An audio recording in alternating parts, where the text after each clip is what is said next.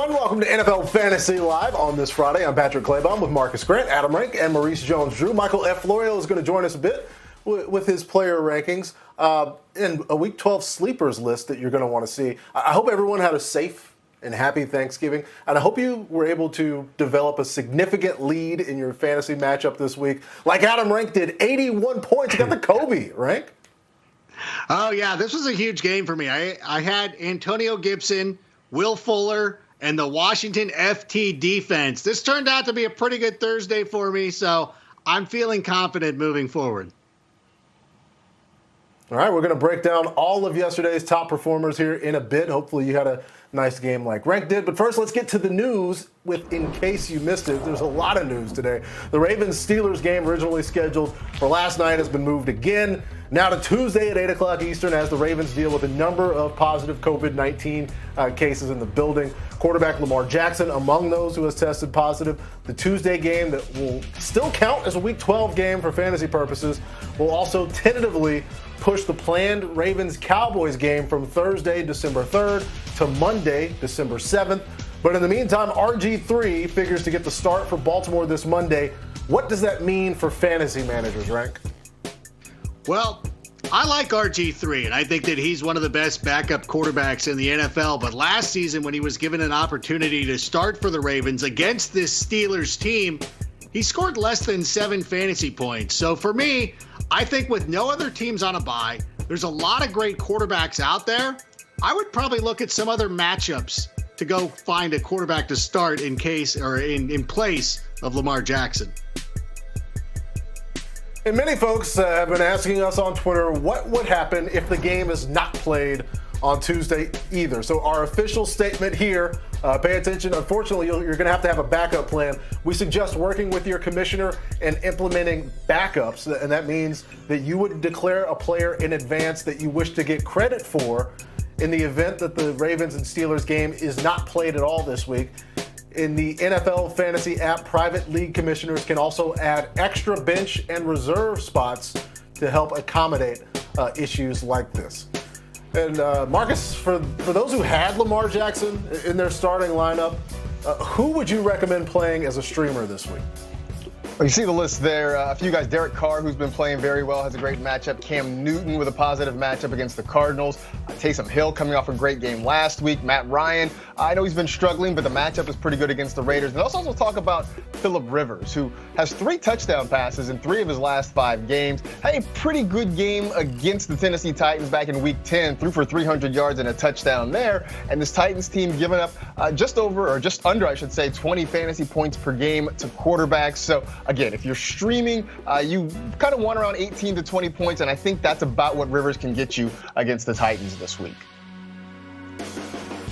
To Rivers' former team, the Chargers and their head coach, Anthony Lynn, says there's a chance that Austin Eckler returns from injured reserve to play this Sunday against the Bills, saying that he's going to be evaluated again Saturday morning before a final decision is made. MJD, if he plays, is he a must-start now, or do you want to wait a week? Well, I think Austin Eckler is a must-start. I mean, with all the injuries going on to the running back position, all the guys being out, if you can get a chance to get Eckler in your lineup, if you kept him for this long, I think you go ahead and play him. And I think this is a really good matchup for him. He'll do well out of the backfield, and I'm excited to see how he plays this Sunday. And if I didn't use my celebratory balloon last week for Taysom Hill, I'd have one for Mitch Trubisky. He's back, at least for now, with Nick Foles carrying a doubtful tag going into their matchup against Green Bay. Trubisky is going to start for the Bears Sunday. Resident Bears fan and Mitch expert Adam Rank, is this a good thing or a bad thing for Bears pass catchers?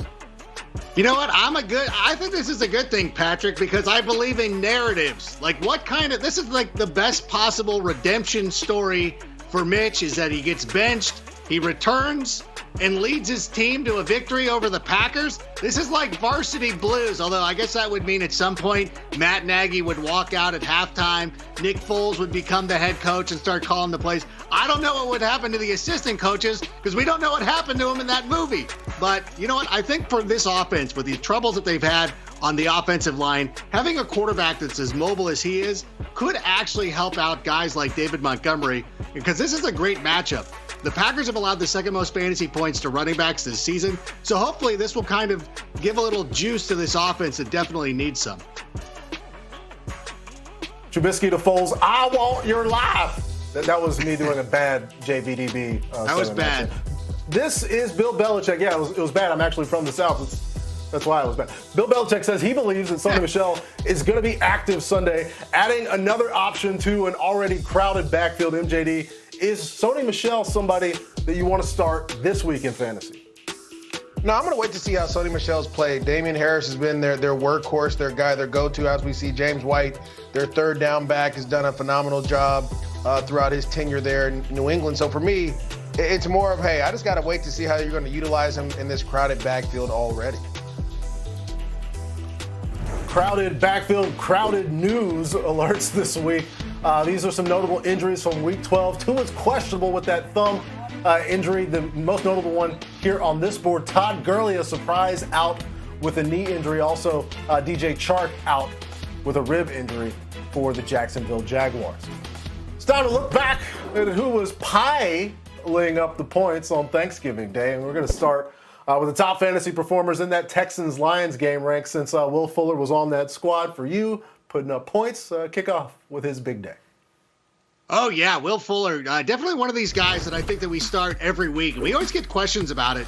You know, what do we do with Will Fuller? To me, ever since they got rid of DeAndre Hopkins and everything, I've been of the mind that he's a top 12 fantasy wide receiver. He should be in your lineup each and every week, and we see it. This is why. These type of performances, even though he's had some misses this season, when he's on a roll and they get a perfect matchup like this is the kind of stuff that Will Fuller does. So for me, he's always been in my lineup. I'm never hesitating with him, and I'm not going to be able to guarantee you 35 points every week, but this is why Will Fuller always needs to be started. Speaking of on a roll, Marcus, Deshaun Watson and the rest of the offense kind of running it up late there against the Lions. Absolutely, and Watson was fantastic on Thursday. 4 touchdown passes. Might have had more. I mean, had a couple of drops in there, so it could have been an even bigger day for him.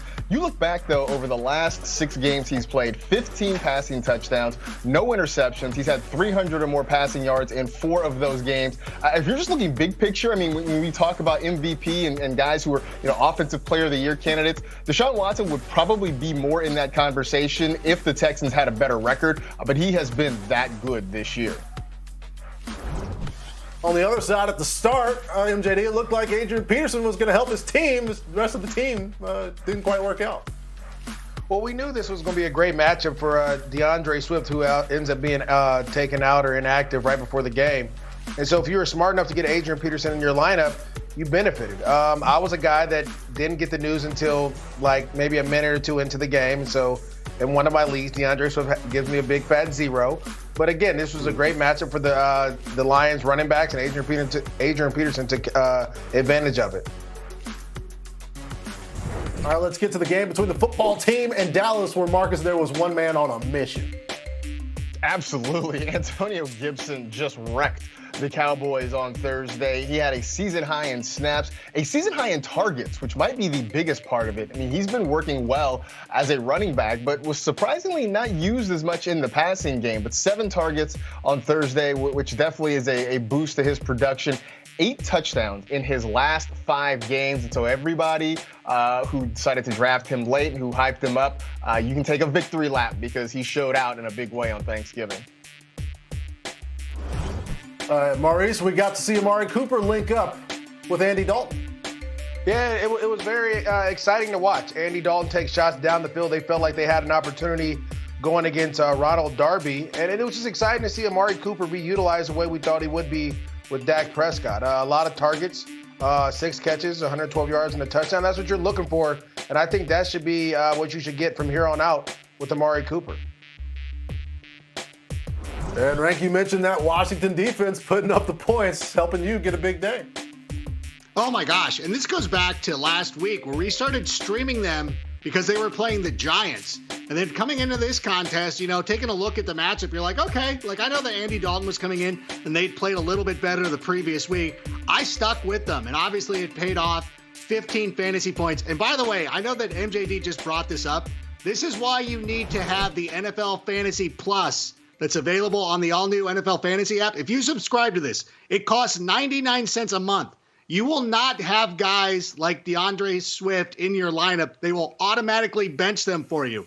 So check out NFL Plus and get it. It'll help you out and it'll save you from such embarrassment like this. Well, thanks, Rank. I appreciate you telling me after the fact. Not too much embarrassment. MJD is still far and away leading the experts league for us, as I will mention that for the current potential champion there. We got Thursday in the books. So let's turn our attention to Sunday. No teams on a bye means it's going to be a busy Sunday in fantasy football. We're going to hit every game on Sunday within this hour on the show, starting with the most historic rivalry in the sport, Bears, Packers. Marcus, who are you starting in this week? I'm saying to start David Montgomery. Now, if we're going with Adam Rank's Varsity Blues analogy, this would make him Wendell, which means he might not score a touchdown, but hopefully he gets a lot of carries and maybe some targets to sort of make up for that. The Packer run defense has not been good all year long. They're giving up the second most fantasy points per game to the position. They've given up 11 rushing touchdowns to the position. They've given up 4 receiving touchdowns. And even with Mitch Trubisky back, you got to think they want to get Montgomery involved. So I do expect a pretty heavy workload for him this week. Yeah, and there's a pretty big revenge game element in this too with the tight end position. No, not Jimmy Graham. I'm talking about the reverse revenge with Robert Tonyan. You see, Jimmy Graham did not play very well for Aaron Rodgers, and you just know he is the petty type of person who's going to go out there and he's going to target Tonyan 80 times, and Tonyan is going to end up scoring 2 touchdowns because that's the person that Aaron Rodgers is. I know everybody loves him. I do not. So I'm already anticipating this, and this is actually why I'm streaming Tonyan in a bunch of places. Never one to not paint A-Rod as this vindictive man. There's Rank. Let's get over to a couple potent offenses, MJD. Who we got? Yeah, Brian Hill is a sleeper. I thought this was a great matchup for obviously Todd Gurley, what he'll be able to do. But as you can see there at the bottom, the Raiders are allowing the 4th most fantasy points per game to running back this season. And so if you had Todd Gurley, I'd go and pick up Brian Hill, very similar to the DeAndre Swift, Adrian Peterson role. Expect Brian Hill to get a lot of the carries and possibly have a big day. I'll take a Falcon too, MJD. It's Calvin Ridley. If he plays, watch out. He's playing through that sprained foot recovery. I believe this is regardless of what happens with Julio Jones. If Julio's there, I think that helps Ridley. If he's not there, I think someone has to get the targets. I think the Raiders are going to apply points to the scoreboard liberally, so I do believe that the Falcons will need to throw the football. From there, we go to the Saints and the Broncos, Marcus. I think you want to avoid Melvin Gordon in this one. His touches, his usage rates have been very inconsistent all throughout the season.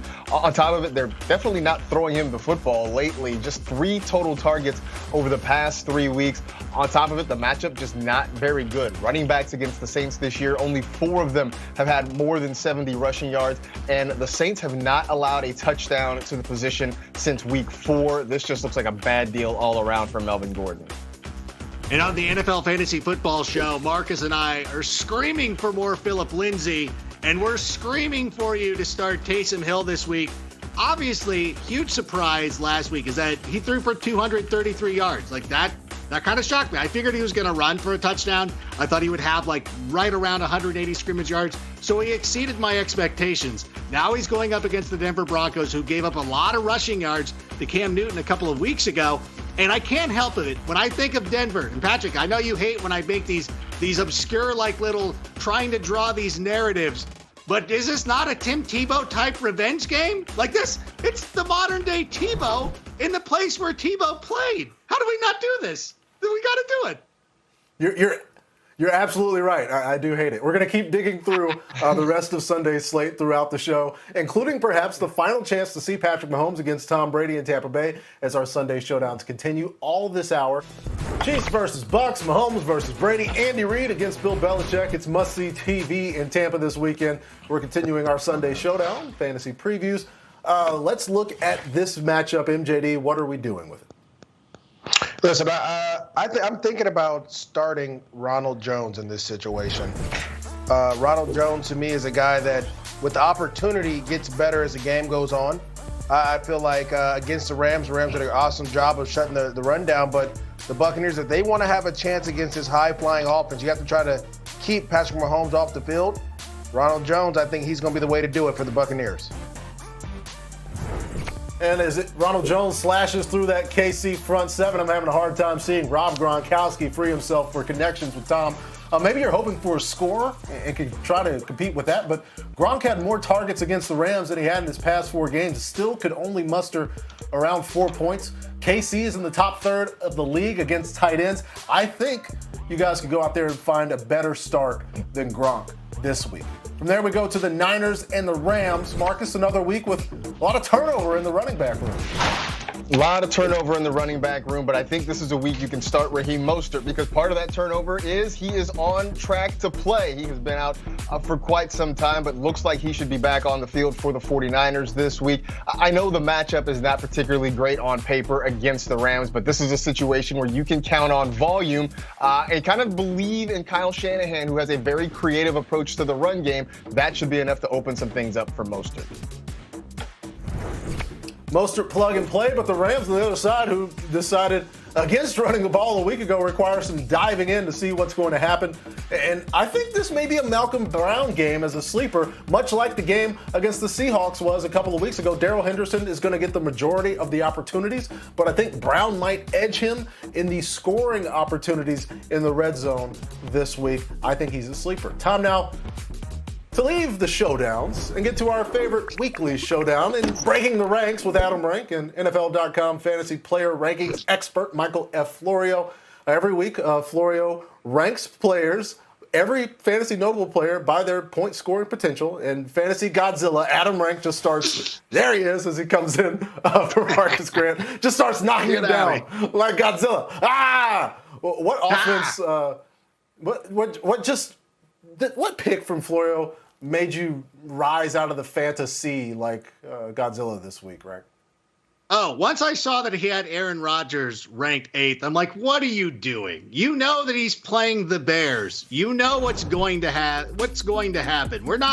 I'm already preconditioned to know that Aaron Rodgers is going to go out there and he's going to throw for 400 yards. And listen, and this is a little bit of a cheat code because we know what Deshaun Watson did on Thursday against the Detroit Lions.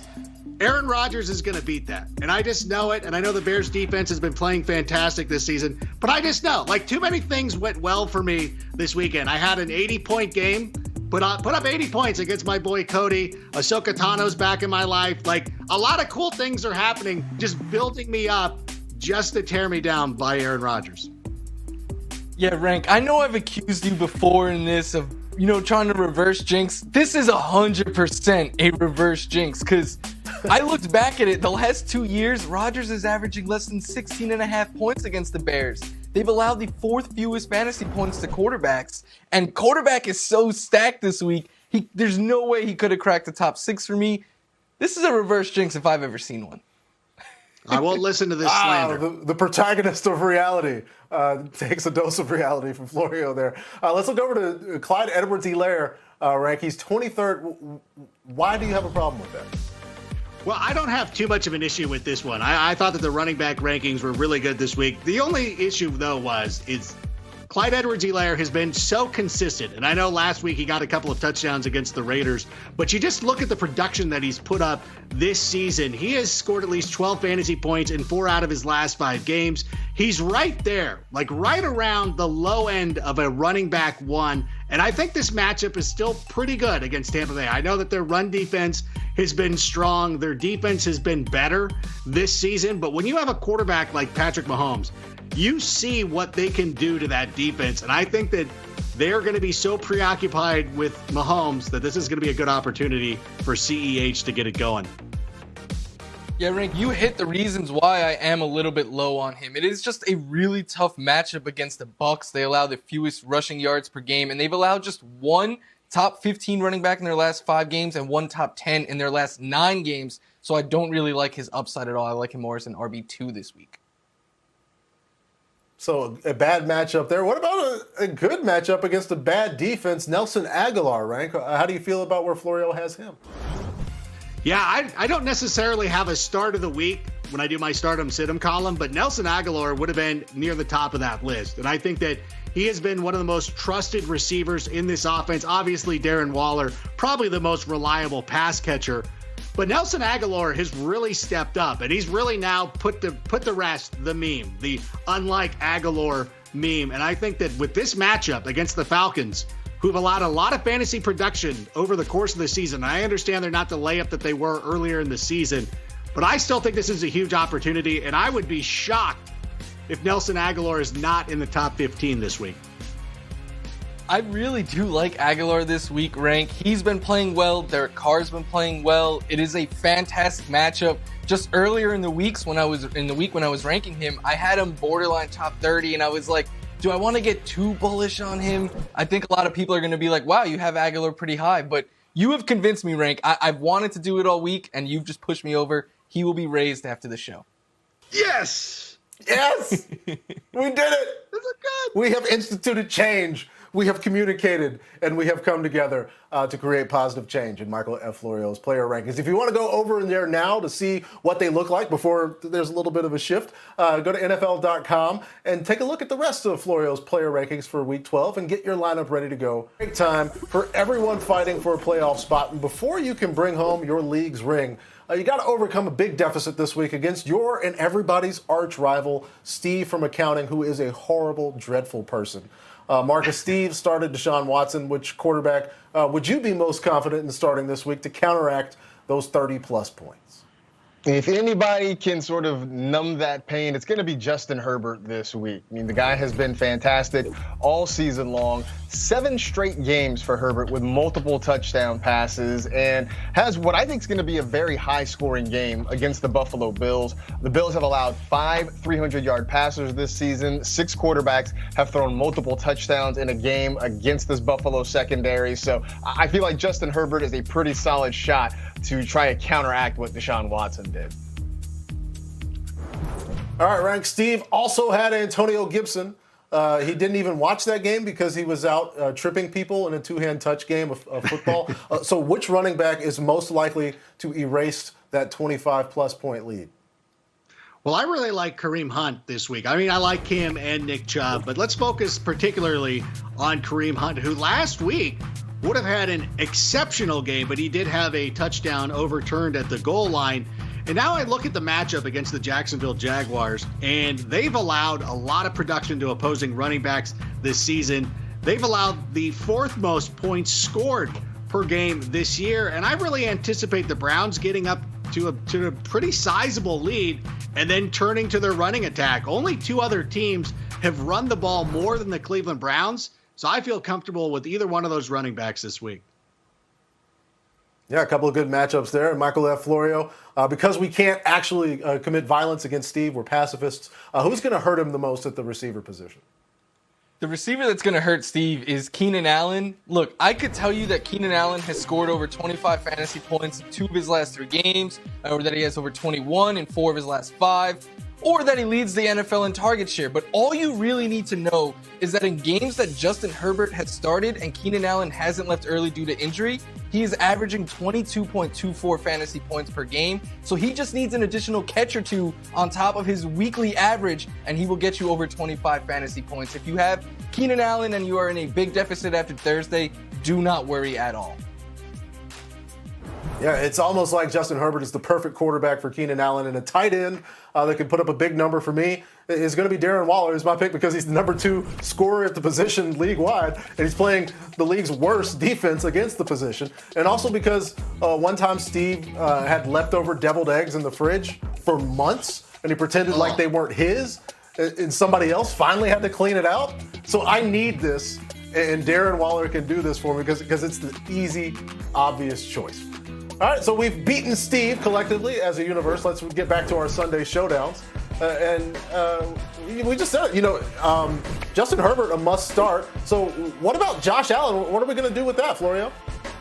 Yeah, I think both quarterbacks in this game are must-start options. Josh Allen, the last 2 games, has scored over 27 fantasy points in each. He's looking again like that first month of the season where we had him as the MVP candidate. He comes with such a safe floor. He has thrown multiple passing touchdowns in 8 of 10 games this year, and the Chargers have allowed the 6th most fantasy points per game to quarterbacks. So I think in this high-scoring game, both of the quarterbacks this week, especially Josh Allen, are in play this week.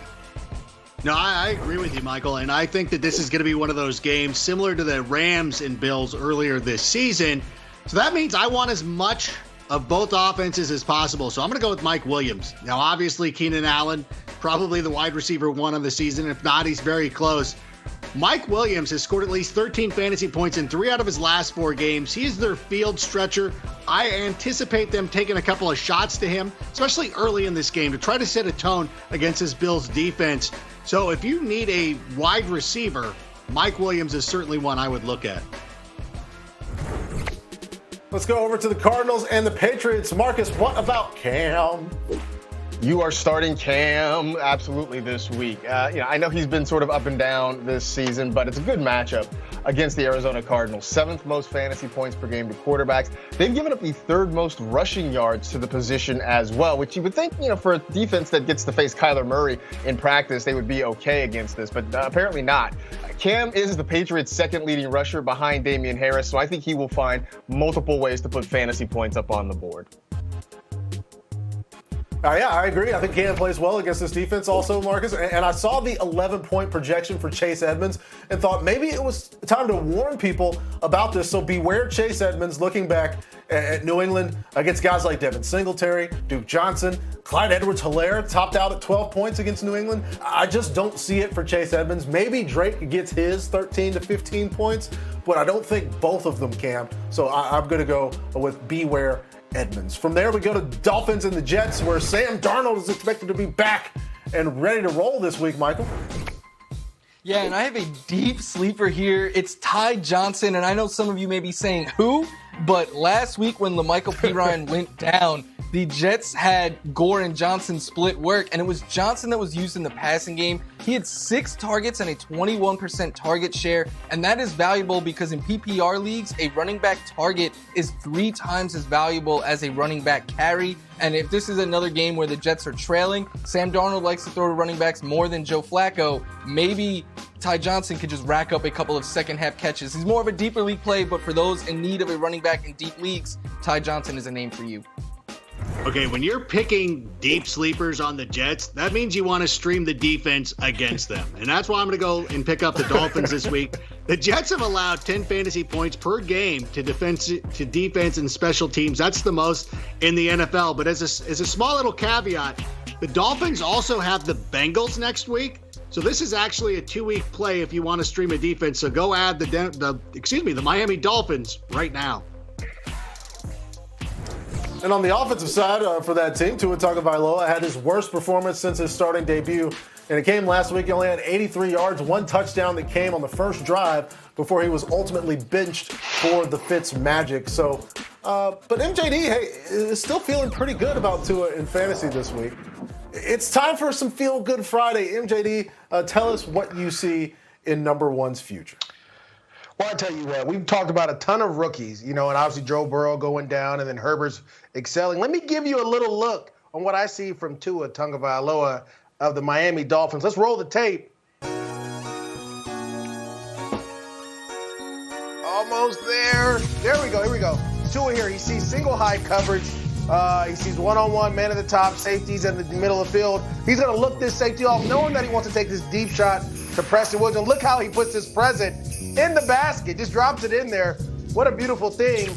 That's what you're looking for. Now here against the Cardinals as well, he's looking at this safety who's going to jump the flat, and he sees the coverage on the receiver from Patrick. That's tighter than Cavs in New York City. Yet he stands in the pocket like a statue, like the Statue of Liberty, with pressure in his face, and is able to deliver a ball to where only his receiver can go and get it. And that is what makes him special. Now this last one is against my Ramley, but this is what I love about Tua. He's not looking to run. He recognizes coverage. He sees his blitz is coming. He stands in the pocket, and he throws this big apple, right? To Devontae Parker, big-time touchdown. Tua Tagovailoa is going to play lights out. Yes, it's against the Jets. You need a little bounce back.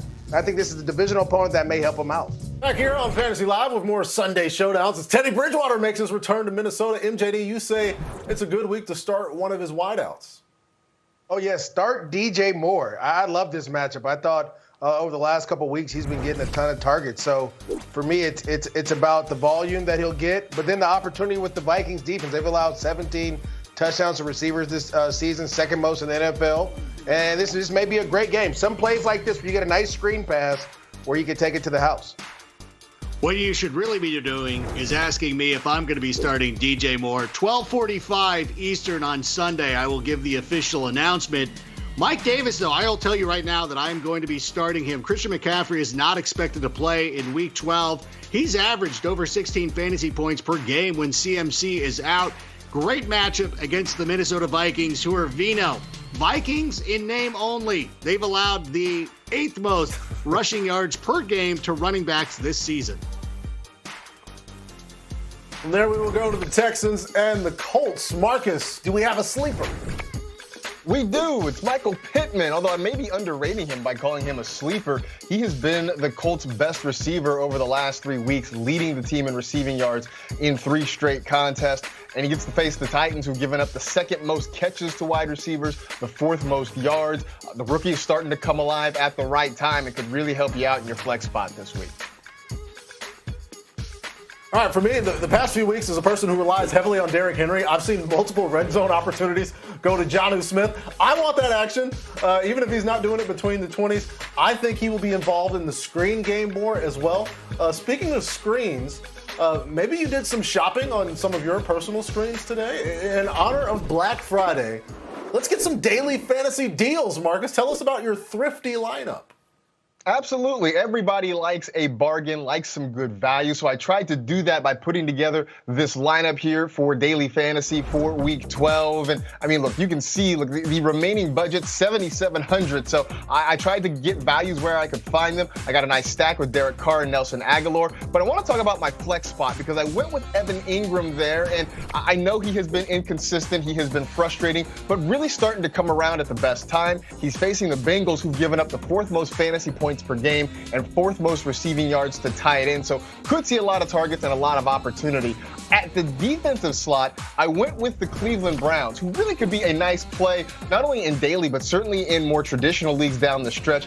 They are facing the Jets, who've given up 10 fantasy points per game to defense and special teams this year. I look for them to really get after the quarterback. I know probably is going to be Sam Darnold. Regardless, force some turnovers, get some sacks, and put up some nice numbers. Games that you can see on Game Pass, starting with Cleveland and Jacksonville. Let's get sleepy because there's action to be found on this Jags roster where Mike Glennon has said he has nothing to lose. Mike Glennon with nothing to lose. No Chris Conley, he's out. DJ Chark has a rib injury. Fire up Keelan Cole this week because he's a Jags do-it-all man. And if Glennon truly has nothing to lose, if he truly believes that, he's going to have to target somebody. I like it, Patrick. I think another sleeper in this game is Austin Hooper. He was playing well, scoring double-digit fantasy points in 3 straight games before he suffered from appendicitis, and he hasn't been able to get back on track yet. But that changes this week in a get-right game against the Jaguars, who've allowed the 6th most fantasy points per game to tight ends, including a league-high 8 touchdowns. And given the state of tight end right now, a touchdown is probably enough to make Austin Hooper a tight end 1 this week. In our last Sunday showdown, the Giants against the Bengals, Cincy's first game ranked with Brandon Allen under center in 2020. Yeah, and I would say for anybody who's hesitant about getting Tyler Boyd into your lineup, don't be. Last year, when Brandon Allen was the starter for the Denver Broncos, Courtland Sutton still continued to be a pretty viable fantasy option. And with a guy like Tyler Boyd, he's had double-digit fantasy points in 9 of 10 games this season. The Giants have allowed the 9th most receptions per game to wide receivers this year. So make sure that Boyd is in your lineup. Yeah, Rake, and with that being said, I'm going to say sleeper A.J. Green. I just think, again, that they're starting to really get him going. He had 9 targets last week against the Washington football team.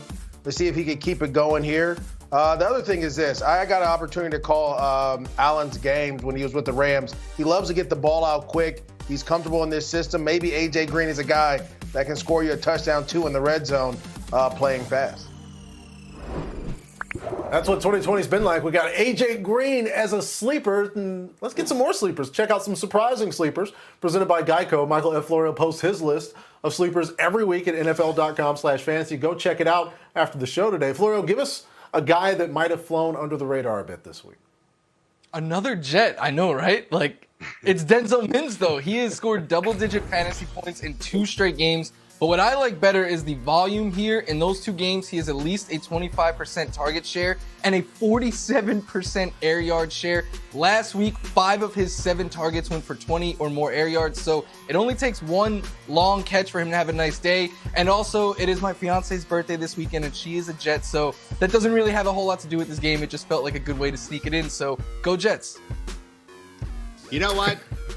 That's the way to do it, Florio. Way to win points right there, both in fantasy and in real life. And I will stick with the wide receiver position and go with Jalen Reagor. He's had at least 8 fantasy points in 4 consecutive games. His targets are starting to increase. I know that the Eagles love to go to the tight end position, but I do think there's an opportunity here against the Seattle Seahawks, who are still giving up a lot of points to wide receivers now. It's not what it was earlier in the season. Obviously, the trade helped. Jamal Adams has helped, but I still like Jalen Reagor this week. All right. Well, I will stick with the wide receiver. I'll stick with the same team. Let's say you're in a league and you got some Adam Rank fans in there and they go pick up Jalen Reagor. Oh, go get Greg Ward Jr. He hasn't gotten to the end zone since week 7. He probably needs to get something going to keep his targets coming against the Seahawks defense, who appears to be improved, but they're still moving the ball. And for me, it's going to be Cole Beasley is a guy that I'm going to say is a surprising sleeper. Obviously, this game here, he just went bananas, had 27 fantasy points against the Cardinals right before the bye week. But in 2 of his last 4, he's had 22-plus fantasy points, and that's big. And against this Chargers defense, they're going to allow you to throw the ball a little bit. I think he's going to do a great job in the slot this week. Great jobs done today, but none better than Michael F. Florio, who shouts out his fiance who has a birthday coming up. He can go speak with her, enjoy the rest of his day. He's done. Florio, thank you for all you've provided to us in the fantasy community. We're back here on NFL Fantasy Live with some cold turkey this day after Thanksgiving. Today we're looking back at yesterday's fantasy disappointments and deciding which players were just quitting. Cold turkey. Done. Down the stretch. MJD. CeeDee Lamb had just 21 receiving yards yesterday. Yeah, Patrick, I can't just quit him, though. I think the opportunities will continue to come. They targeted him a ton. They tried to make plays for him. The Washington defense just played well. That's why Rank has so many points for it. I think I'll just wait a couple days, and I'll put him in the microwave and heat him up next week and see how it goes. Yeah, and I think with Ezekiel Elliott, you're in a similar type of situation. Now, things obviously didn't work out yesterday, and part of that, Zach Martin was injured. It's going to miss a couple of weeks. I look at this, though, as a guy who is the number 1 running back for this team. I don't know who you are benching him for. Like, if you have Antonio Gibson, then okay, yeah, I can make cases for players like that. If you have other options, but he is still one of the best running backs in the league. And unfortunately, even though he scored single-digit fantasy points in 4 out of his last 5 games, you still have to start him because he's getting those opportunities. A guy who's not getting the opportunities, at least didn't get him a whole lot on Thursday, was J.D. Mckissick. And he had been sort of a nice pickup, especially in deeper leagues, mostly because he was getting a lot of work in the passing game for Washington.